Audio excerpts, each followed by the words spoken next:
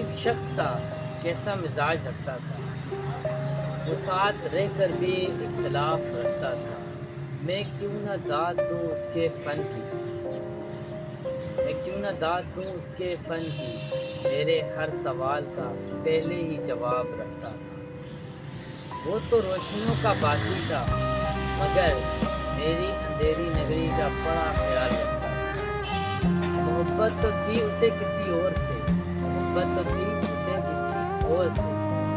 हमसे तो वो यूं ही हंसी मजाक करता था। और भाई क्या हाल है?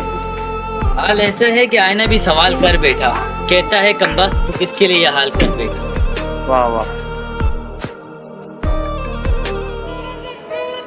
दिल तमन्ना से डर गया जानम, सारा नशा उतर गया जानम।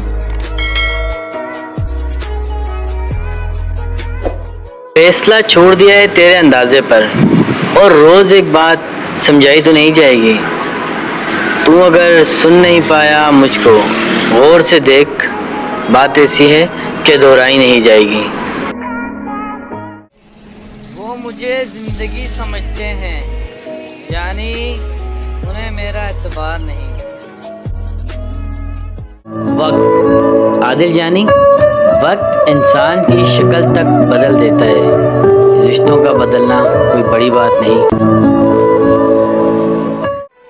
जिंदगी में बार बार सहारा नहीं मिलता, बार बार कोई जान से प्यारा नहीं मिलता है। जो पास इसे संभाल कर रखना, खोकर फिर वो दोबारा नहीं मिलता।